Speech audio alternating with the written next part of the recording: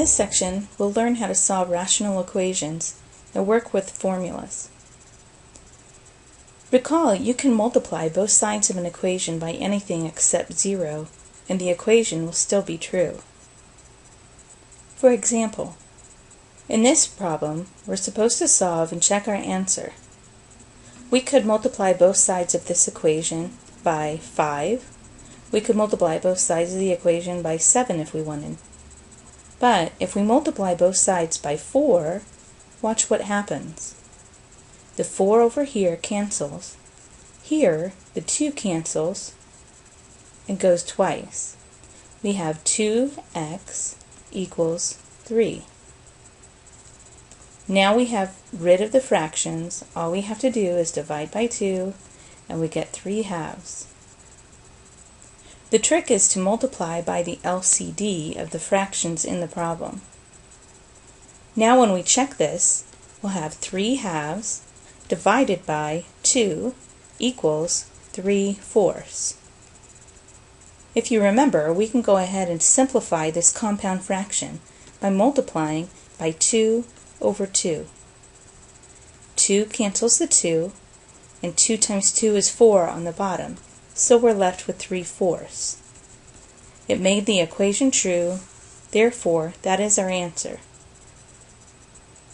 When we have variables in the denominator, we'll need to make sure the value we find for x is allowable. In other words, we can't allow a value of x that makes any fraction undefined in the problem. For this problem, the LCD is 2x times x plus 2. What happens here is we multiply both sides by 2x and x plus 2.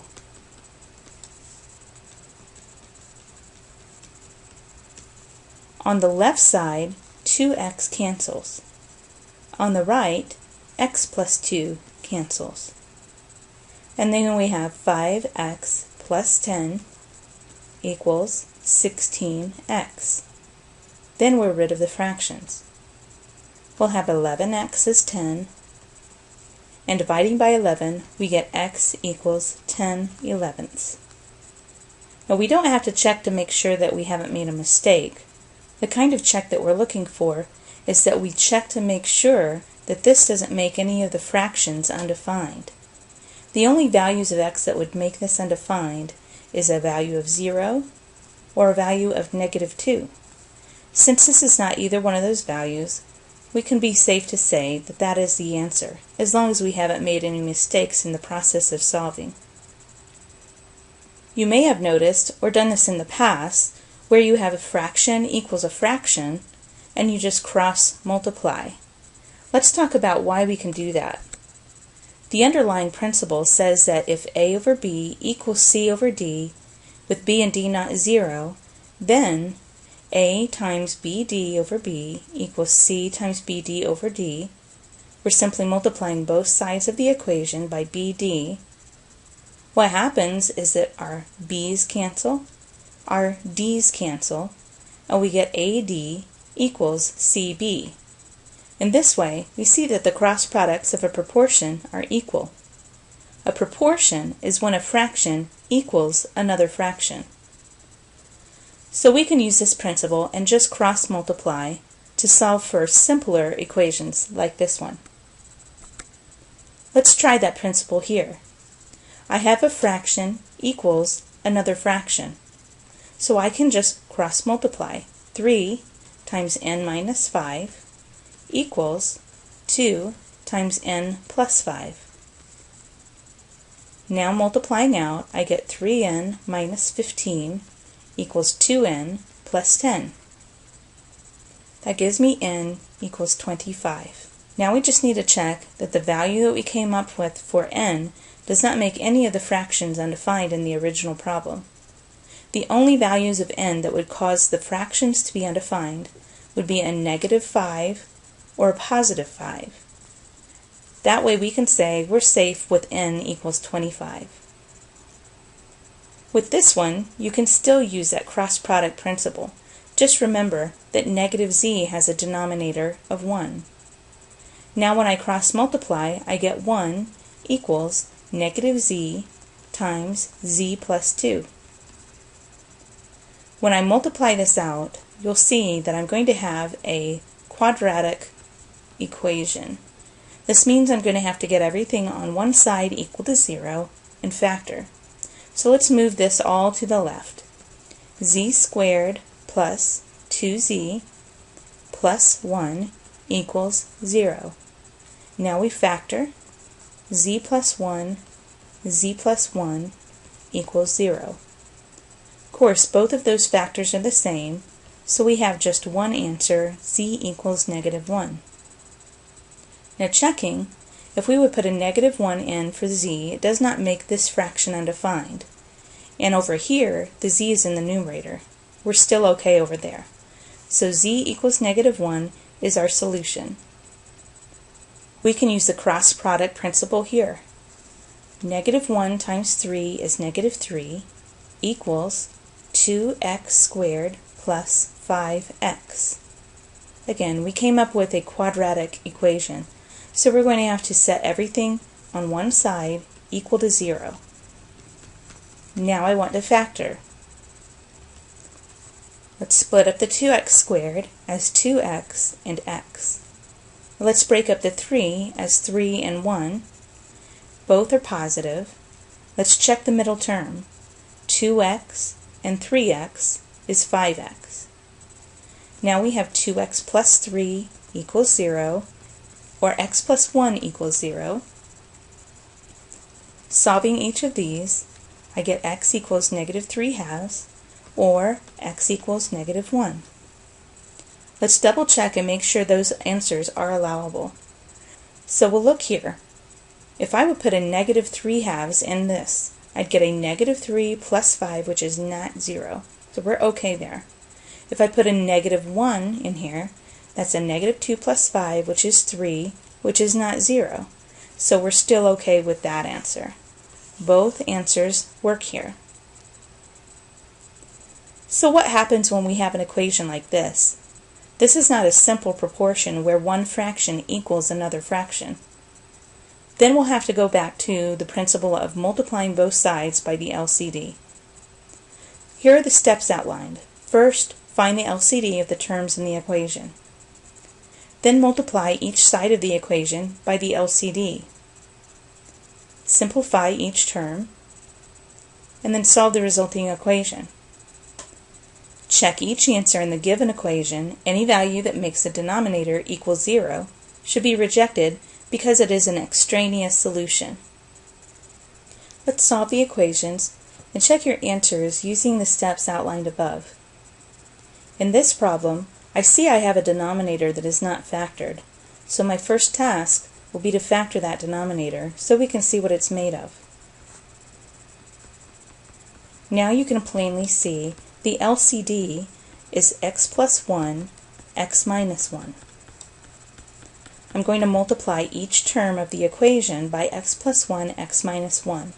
So I'll have 2 over x minus 1 times x plus 1, x minus 1 plus 1 times x plus 1, x minus 1 equals 4 over x plus 1, x minus 1 times x plus 1, x minus 1. Now let's get ready to cancel. I can cancel this x minus 1 here, and the x plus 1 and the x minus 1 over there. Now let's multiply what's left. 2 times x plus 1 is 2x plus 2, plus 1 times x plus 1 times x minus 1 is x squared minus 1, equals, everything over there canceled, we have a 4. Now I see I have a quadratic equation. I'll need to get everything on one side equal to 0. X squared plus 2x, and 2 minus 1 is 1. When I subtract 4, I'll have a negative 3 equals 0. Factoring that, I'll have x plus 3, x minus 1. So x equals negative 3, or x equals 1. can we allow both of those solutions? If I would allow x to be -3, -3 minus 1 is -4. We don't have a 0 there. If I allow it to be a -3 there, -3 squared is 9, minus 1 is 8. So I don't have a 0 there. Of course, the -3 will be alright. What about x equals 1? If I allow x to be 1 here, we'll see we get a denominator of 0. So we can't allow x to be 1 in this problem. Let's try that strategy again with this problem. Here I don't have unfactored denominators. I can go ahead and find the LCD. The LCD will be 5y, y minus 1. Let's multiply each of the fractions by the LCD.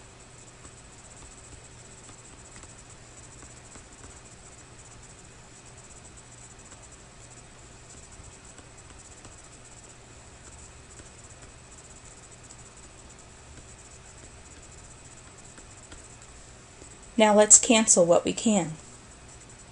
We'll have a y minus 1 that cancels. Here, a y cancels. And here, my 5 cancels. Let's multiply what we have left. We'll have a 20y plus 5 times y minus 1 is 5y minus 5 equals 6 times y minus 1 is 6y squared minus 6y. Again, we see we have a quadratic equation. We'll need to get everything on one side equal to 0. So I have 6y squared and negative 6y. When I subtract 5y, I'll have a negative 11y. And then when I subtract 20y, I'll have a negative 31y plus 5. Set it all equal to 0. Now let's factor. Let's break up the 6y squared as 6y and y. About a 5 there and a 1 here. We'll need both signs to be negative.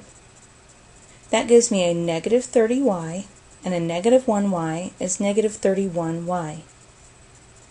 Setting each of those factors equal to 0 and solving those simpler equations, I'll have y equals 1/6 or y equals 5.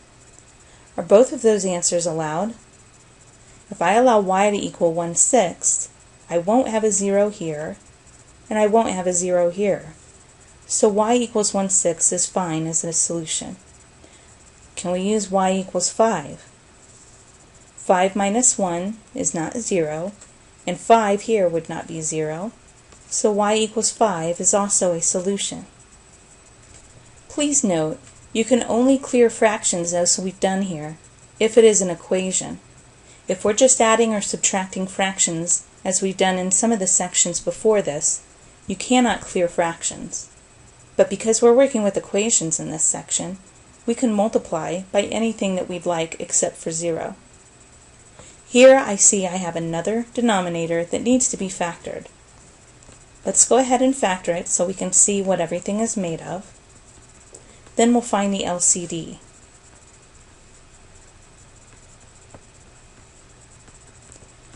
It's plain to see here that the LCD will be p plus 1, p plus 2.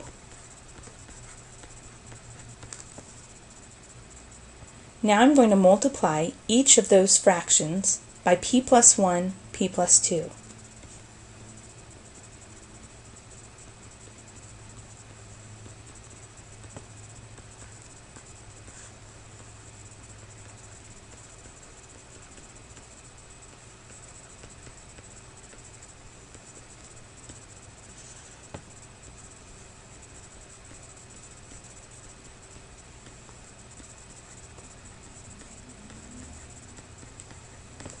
Let's get ready to cancel now. I'm able to cancel my p plus 1 over here, my p plus 2 here, and both p plus 1 and p plus 2 in the last fraction. Now I'll have just a p plus 2 here plus a p plus 1 equals 1. Here I don't have a quadratic equation, so I just solve like it's a simple equation. 2p plus 3 equals 1. 2p equals negative 2. P equals negative 1. Am I allowed to use negative 1 as a value of the variable? If I use a negative 1 here, I'll have a 0 in the denominator. That's not allowed. So we can't use that solution. There's no other solution to choose from, so this problem will have no solution. Now let's use what we've learned for solving a formula for a variable. In this formula, we have m equals 2k over v squared. We need to solve for k. First of all, we have a fraction, so we can clear a fraction because it's an equation. I can multiply both sides by the LCD. The LCD is v squared. That gives me a v squared m on the left. On the right, my v squareds cancel, and I have 2k. Now, as I'm trying to solve for k, all I have to do is divide by 2. So k equals v squared m all over 2. Now we have a new formula that solves for k. In this formula, I'm solving for b. We'll start it out the same way. We're trying to solve for b, but we have fractions, so let's clear the fraction. Multiplying by a plus b. Here we can also see you can cross multiply. If I just cross multiply, I'll have TA plus TB equals AB. Remember, we're solving for b. I have a b on this side and a b on that side. If I'm going to solve for b, I'll need to have my b's on the same side. So let's subtract TB to get our b's on the same side of the equation. That will give me TA equals AB minus TB. Now I need to find a way to get the b away from all the other things it's with. Can you think of how we would do that? We simply factor out the b. Once you do that, you'll see quite plainly what you need to do to solve for b. We simply divide by a minus t. Now that factor cancels, and we have b equals ta over a minus t. Make sure that when you're solving a formula for a certain variable, that you don't have that variable in the formula. It should be the variable you're solving for equals a combination of other variables and numbers. Let's solve this formula for x. First, we cannot use cross multiplication here because we have 3 fractions, not just a proportion where one fraction equals one other fraction. So I'll need to multiply by the LCD. The LCD is kxy. Let's multiply each term by kxy.